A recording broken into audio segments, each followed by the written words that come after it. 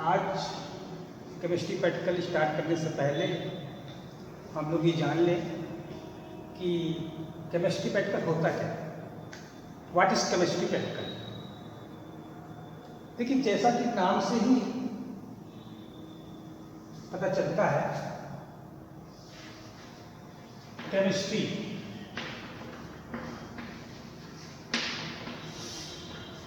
अगर इसको हम तोड़ दें, डिवाइड कर दें, क्या हो जाएगा? केम प्लस मिस्ट्री। केम माने केमिकल, मिस्ट्री इज रहस्य। केम माने केमिकल और मिस्ट्री इज रहस्य। अर्थात केमिकल या रसायन के रहस्य को जानने के लिए हम क्या करते हैं? एनालिसिस।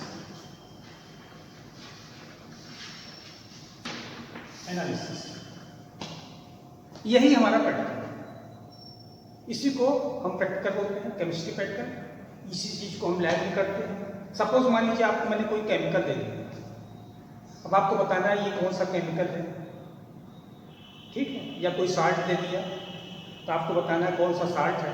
तो इसके लिए क्या करेंगे? आप उसको टेस्ट करेंगे। टेस्ट करने के लिए आप क्या करेंगे? इसको देखेंगे, छू के देखेंगे, सूंघ के देखेंगे, स्मेल लेंगे इसकी कैसी स्मेल आ रही है, या इसको पानी में डिसॉल्व करेंगे, घोलेंगे, या फिर आप गर्म पानी में डिसॉल्व करेंगे, या फिर किसी एसिड में डिसॉल्व करेंगे। तो इस तरह डिफरेंट आप टेस्ट करेंगे और करने के बाद आप बताएंगे कि ये कौन सा साल्ट है। इसी को मतलब कहने का मतलब आप एनालाइज करेंगे, एनालिसिस करेंगे लैब में और आप बताएंगे कि ये कौन सा केमिकल या साल्ट है। इसी को केमिस्ट्री प्रैक्टिकल, राइट? तो आपको समझ में आएगा कि व्हाट इज केमिस्ट्री प्रैक्टिकल, ठीक है? तो लैब में देखिए बहुत सारे एनालिसिस होते हैं, there are different types of analysis. लेकिन जो आज हम लोग पढ़ेंगे वो है हमारा वॉल्यूमेट्रिक एनालिसिस। क्या है? Volumetric analysis.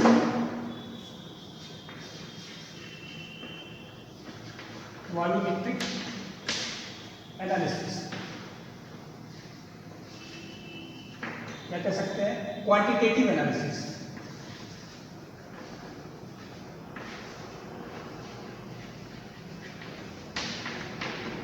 Quantitative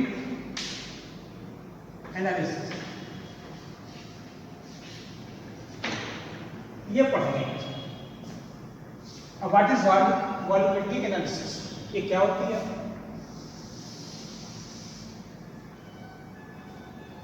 volumetric analysis क्या करते हैं? The analysis in which we analyse on the basis of volume. कहने का मतलब है वो एनालिसिस जिसमें आयतन के आधार पर या मात्रा के आधार पर हम एनालिसिस करते हैं, उसे क्या बोलते हैं? वॉल्यूमेट्रिक एनालिसिस या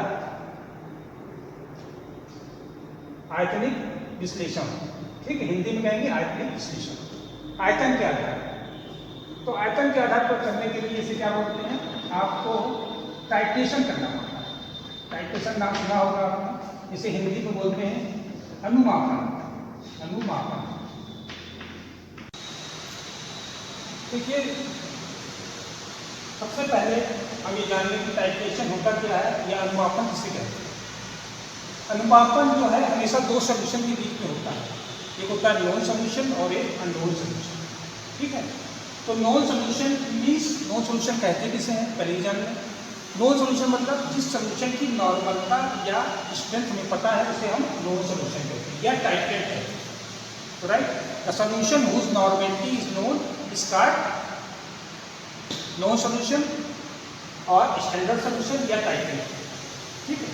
आता अननोन सॉल्यूशन, जैसा कि नाम से पता है, द सॉल्यूशन हुज नॉर्मेलिटी और strength is not known is called unknown solution या टाइट्रेट।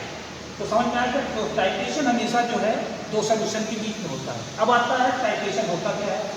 टाइट्रेशन एक विधि है, एक प्रोसेस है जिसमें नॉन सॉल्यूशन की सहायता से अननोन सॉल्यूशन की हम नॉर्मलता या स्ट्रेंथ ज्ञात करते हैं। नॉर्मेलिटी या स्ट्रेंथ ज्ञात करने की विधि को हम टाइट्रेशन बोलते हैं। तो titration is a process in which we determine the normality or strength of a known solution with the help of known solution और स्टैंडर्ड सोल्यूशन। Start type. देखिए आज हम जो है पहला एक्सपेरिमेंट कराएंगे। पहला एक्सपेरिमेंट क्या है हमारा, एसिड बेस टाइट्रेशन। ये टाइट्रेशन जो है एसिड और बेस के बीच में होगा, ठीक है। तो हमारा ऑब्जेक्ट है to determine the constituents of एल्कीन hydroxyl carbonate bicarbonate in the given water sample by titrating against N/50 HCl using phenolphthalein and methyl orange as an internal indicator। देखिए इसमें दो सोल्यूशन है, हमें क्या निकालना है, दिए गए वाटर सैंपल क्या है, अननोन सोल्यूशन है इसमें, जिसकी हमें एल्केटी निकालनी है। एल्केटी की कौन कौन सी कंस्टिट्यूएंट्स है, हाइड्रोक्सिल कार्बोनेट बाइकार्बोनेट। और हमारा नो सोल्यूशन क्या है इसमें, N/50 HCl, क्योंकि इसकी नॉर्मेलिटी हमें पता है कि नो सोल्यूशन है। और हमारा इंडिकेटर क्या है, फिनॉक्सिलीन और मेथिल ऑरेंज, ठीक है। तो सबसे पहले हमने ये किया, उसके बाद हमें जो ऑपरेटर्स की आवश्यकता होगी, रिक्वायर्ड ऑपरेटर्स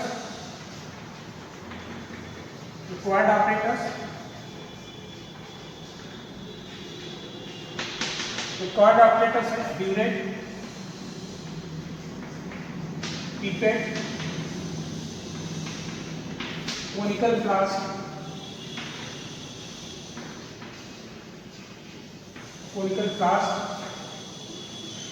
बीकर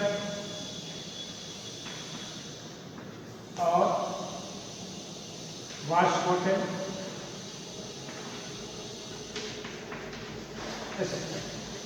तो आपने देखा कि हमें जो ऑपरेटर्स की आवश्यकता होगी, ब्यूरेट की आवश्यकता होगी, पीपेट की, कोनिकल फ्लास्क की, बीकर की, वाश बॉटल इत्यादि। रिक्वायर्ड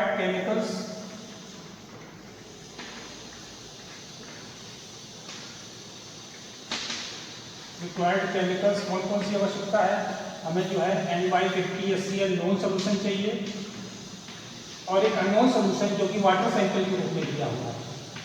वाटर सैंपल के रूप में दिया है, ये एल्कली सोल्यूशन है क्योंकि हमें एल्केटी निकालनी है, ये एल्कली सोल्यूशन है, ठीक है। और आपका इंडिकेटर चाहिए फिनॉक्सिलीन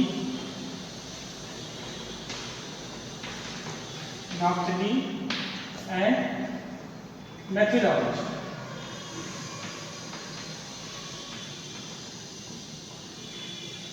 ये हमें आपके रिक्वायर्ड केमिकल्स। तो इतनी चीज ले लेंगे, उसके बाद क्या करेंगे, ऑपरेटर्स को अच्छी तरह साफ कर लेंगे।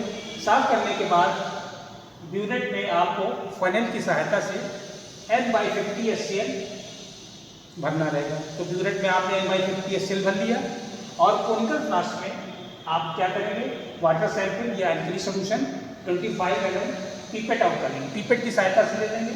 लेने के बाद आप उसमें सबसे पहले क्या करेंगे, फिनॉक्सिलीन इंडिकेटर डालेंगे। फिनॉक्सिलीन इंडिकेटर डालेंगे तो क्योंकि एल्कली सोल्यूशन है, तो फिनॉक्सिलीन इंडिकेटर डालेंगे तो इसका कलर क्या आएगा, पिंक आएगा, क्योंकि फिनॉक्सिलीन एल्कली मीडियम में कौन सा कलर देता है, पिंक कलर देता है। तो उसके बाद पिंक कलर आ जाएगा, तो उसके बाद हम इसको N/50 HCl से टाइट्रेट कराएंगे। धीरे धीरे इसको टाइट्रेट करेंगे और जैसे ही कलरलेस हो जाए, जैसे ही आपका जो अननोन सोल्यूशन है वो कलरलेस हो जाएगा, उसको हम रोक देंगे और उसका हम एंड पॉइंट पढ़ लेंगे। वो हो जाएगा हमारा फिनॉक्सिलीन एंड पॉइंट, ठीक है। उसके बाद क्या करेंगे, उसमें दूसरा सोल्यूशन मिलाएंगे फिनॉक्सिलीन में। उसके बाद मिलाने के बाद जो उसका कलरलेस हो गया, कलरलेस होने के बाद उसको मेथिल ऑरेंज डालेंगे तो हमारा क्या आएगा, येलो कलर आएगा। उसके बाद उसको फिर टाइट्रेट करेंगे और जैसे ही येलो कलर हमारा रेड कलर में आ जाए, रेड कलर आए, वैसे हम इसको रोक देंगे, वो हो जाएगा मेथिल ऑरेंज एंड पॉइंट। तो इस तरह हमने दो एंड पॉइंट निकाले, एक फिनॉक्सिलीन एंड पॉइंट निकाला और एक मेथिल ऑरेंज एंड पॉइंट। तो ठीक है, तो आपको तो रिएक्शन क्या होगा, थ्योरीज भी समझ लीजिए। एल्कली सोल्यूशन में तीन कंस्टिट्यूएंट्स, हाइड्रोक्सिल, कार्बोनेट और बाइकार्बोनेट, ठीक। जब आपने इसको टाइट्रेट कराया, इसमें N/50 HCl मिलाया, तो हाइड्रोजन आयन या प्रोटियम आयन मिलकर के ये क्या बना दी, न्यूट्रलाइज हो गया और ये हो गया आपका न्यूट्रलाइज, ठीक। उसके बाद फिर हाइड्रोजन आयन कार्बोनेट के साथ क्या बनाता है, बाइकार्बोनेट, ये कन्वर्ट हो जाता है। जब आपने फिनोक्सिलिन मिलाया तो ये रिएक्शन हुआ, हाइड्रोक्सिल हाइड्रोजन आयन के साथ न्यूट्रलाइज हो गया और H2O बना दिया। कार्बोनेट क्या है, हाइड्रोजन आयन के साथ बाइकार्बोनेट में कन्वर्ट हो गया जब आपने फिनोक्सिलिन निकाला। तो इससे आपने देखा कि ये रिएक्शन हुआ। और जब आपने मेथिल ऑरेंज मिलाया तो हाइड्रोजन आयन बाइकार्बोनेट के साथ कार्बोनिक एसिड बनाता है,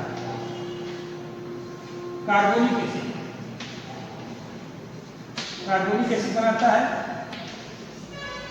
जो बाद में ये भी न्यूट्रलाइज हो जाता है, H2O और CO2 न्यूट्रलाइज हो गया, ये भी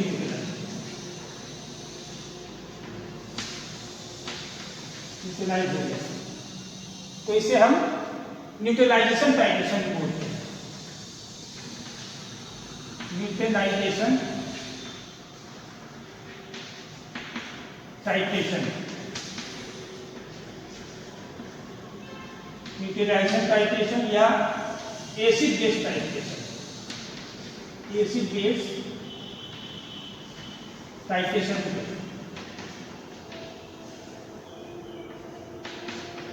तो देखा आपने, न्यूट्रलाइजेशन टाइट्रेशन या एसिड बेस टाइट्रेशन भी सीखे, ठीक है। अब इसे हम करके आपको दिखाएंगे।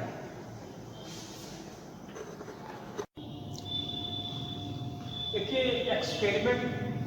एक्सपेरिमेंट स्टार्ट करने से पहले हमें ऑपरेटर्स को जान लेना बहुत ही आवश्यक है, क्योंकि जब हमें ऑपरेटर्स के नाम ही नहीं मालूम रहेंगे तो हम कैसे एक्सपेरिमेंट करेंगे। तो इसके लिए जो हम ऑपरेटर्स का इस्तेमाल करेंगे वो है ऑपरेटर्स, हमारे सबसे मेन ऑपरेटर्स हमारा है ब्यूरेट, ठीक है। ये ब्यूरेट है, ये ब्यूरेट स्टैंड है, इसमें लगा हुआ है, इसमें निकालने की जरूरत नहीं है। इसको बाद आप ऊपर नीचे इससे कर सकते हैं। एक नॉब लगा है, ये ऑफ हो गया, ये ऑन हो गया, इसे बंद कर देंगे और इसको खोल देंगे। इसमें एक स्केल बनी हुई है, स्केल बनी है, इसमें 0 से लेकर के 1 2 3 4 50 तक है, अर्थात इसमें जो भी हम सोल्यूशन भरेंगे वो कितना होगा, 50 है। तो इसकी कैपेसिटी कितनी हुई, 50 है।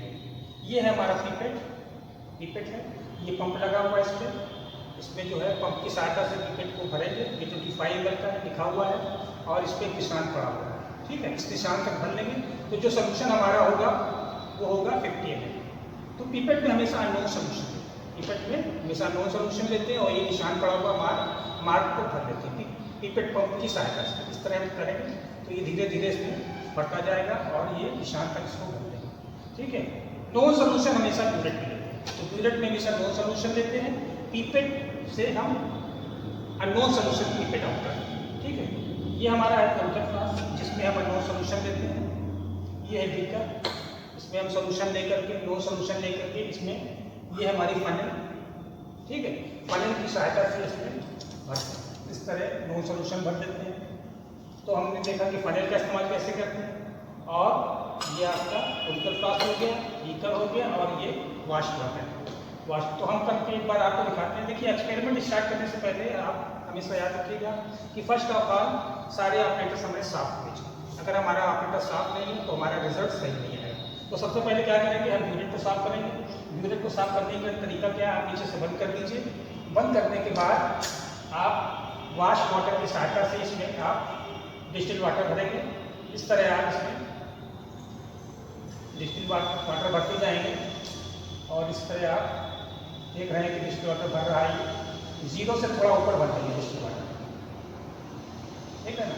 ये भर लिया और उसके बाद फनल आप निकाल दीजिए। निकालने के बाद बीकर में इसको खोल दीजिए धीरे से नॉब, ये बीकर में आ जाएगा। तो इस तरह आपका ब्यूरेट जो है डिस्टिल वाटर से साफ हो गया। साफ करने के बाद अब आप क्या करेंगे, पिपेट को भी साफ कर दीजिए। पिपेट को साफ करने का तरीका क्या है, एक बीकर में, इसी बीकर में आप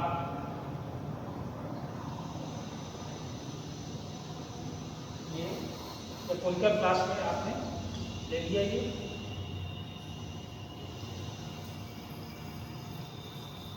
डिस्टिल वाटर और इसको आपने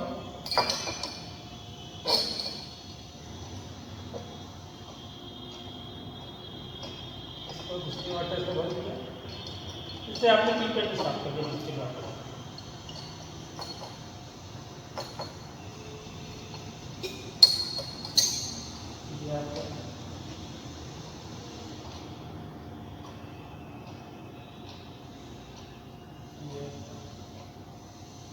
हो गया और ये साफ हो गया। इसको आप दबा देंगे तो देखा आपने धीरे धीरे डिस्टिल वाटर जो है इससे चला गया। इस तरह आपने इसको साफ कर लिया। लास्ट में जो ड्रॉप रहेंगे इसको भी तरह दबा के निकाल देंगे। तो इससे आपका पीपेट भी साफ हो गया, उनका फ्लास्क भी साफ हो गया और आपका ब्यूरेट भी साफ हो गया। ठीक है, तो समझ में आ गया हमें। तो सबसे पहले क्या करेंगे, हम जो है सारे ऑपरेटर्स को साफ।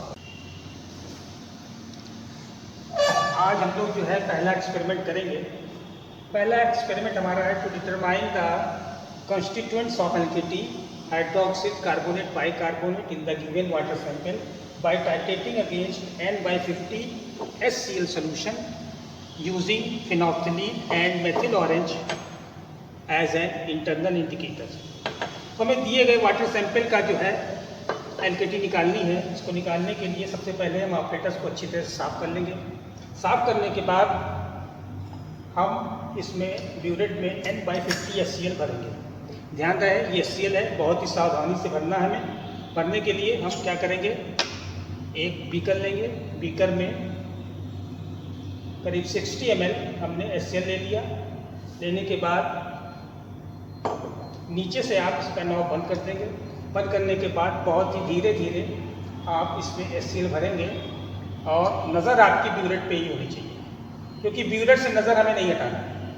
और जैसे ही ये जीरो से थोड़ा सा ऊपर भरेंगे और उसके बाद इसको रोक देंगे। जीरो से मैंने थोड़ा ऊपर ले लिया, लेने के बाद इसको रोक दिया और इस पर फनेल निकाल दिया। भरने के बाद फनेल निकाल देंगे। उसके बाद आप इसको जीरो पे लाएंगे, क्योंकि हमने जीरो से ऊपर लिया है। जीरो पे लाने के लिए आप क्या करेंगे, इसको धीरे धीरे नीचे से खोलेंगे और इस तरह ये जीरो पे आ जाएगा। देख रहे हैं, ये जीरो पे आ गया, ये जीरो पे आ गया। इस तरह ब्यूरेट में आपने क्या ले लिया, N/50 HCl। अब दूसरा सोल्यूशन है आपका अननोन सोल्यूशन या एल्कली सोल्यूशन है वाटर सैंपल के रूप में। इसको आप क्या करेंगे, 25 ml पीपेट की सहायता से पीपेट आउट कर लेंगे।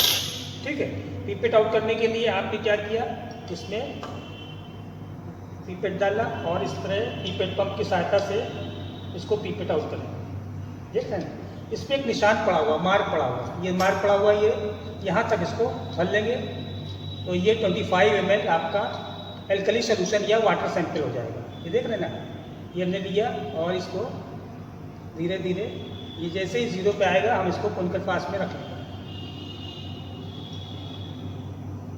ये जीरो पे ये आ रहा है और ये लाइन जैसे ही मार्क पे आएगा, ये आपका मार्क पे आ गया।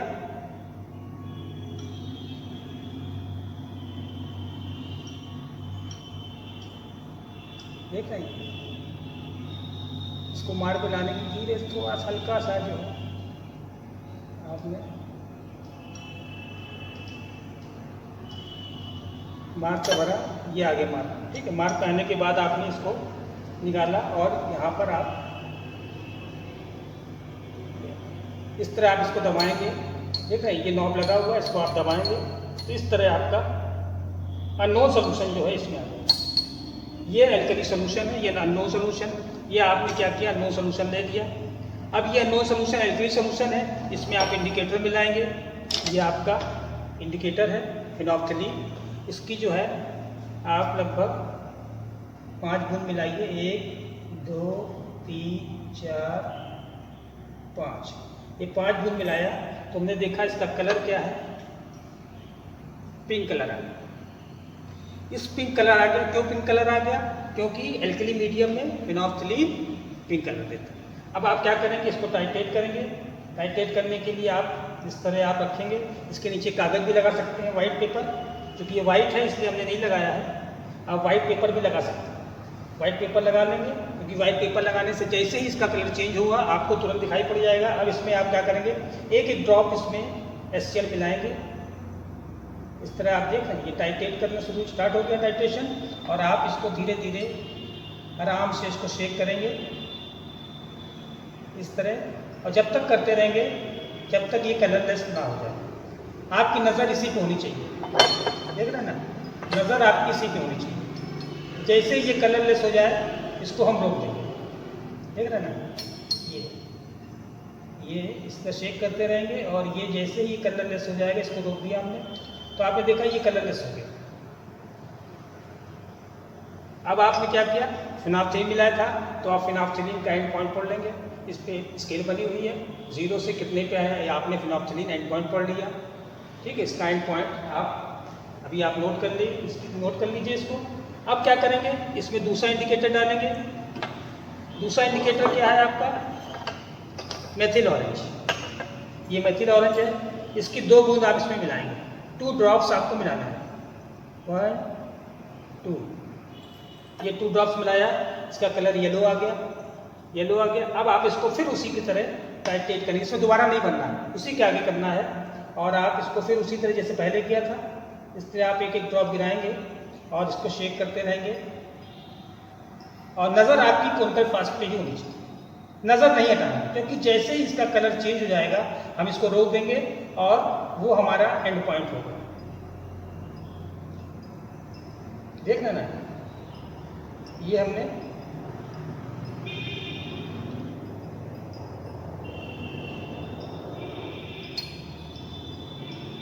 इस तरह आप इसको शेक करते रहिए, नज़र आपको कॉन्केव फ्लास्क पे रखनी है।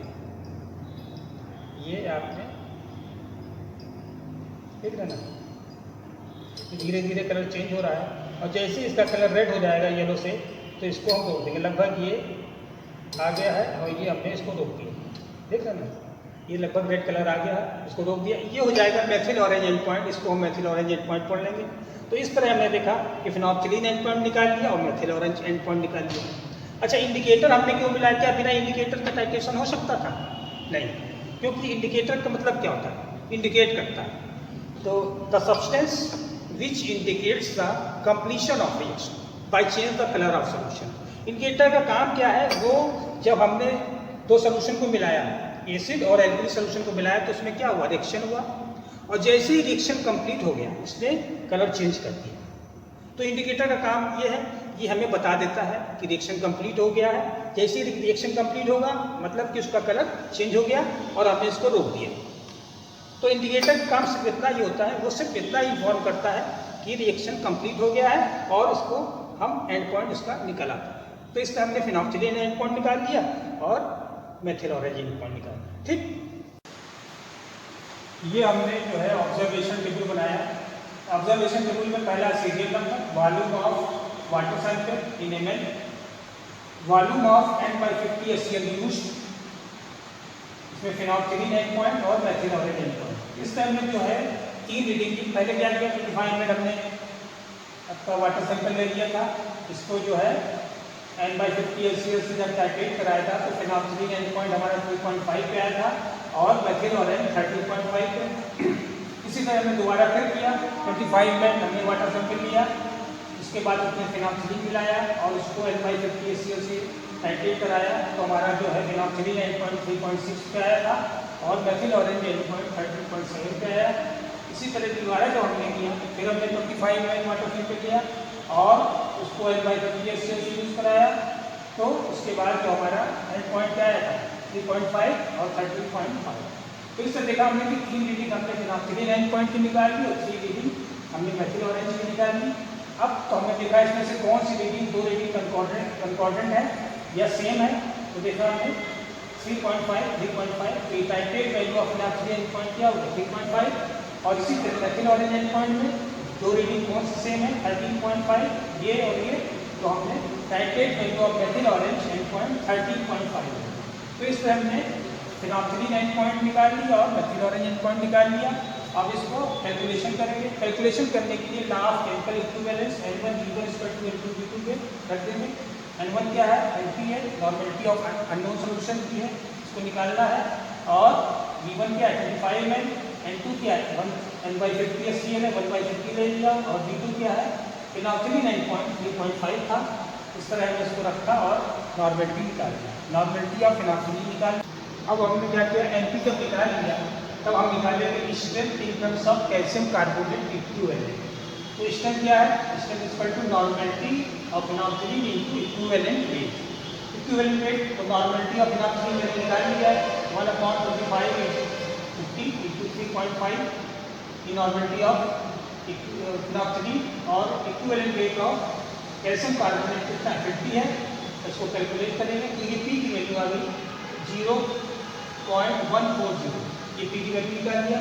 इसी तरह से हम मेथिल ऑरेंज के लिए निकालेंगे, मेथिल ऑरेंज के निकालेंगे फिर हम लॉ ऑफ केमिकल इक्विवेलेंस निकालेंगे लगाएंगे और इसका भी वही N1 V1 = N2 V2।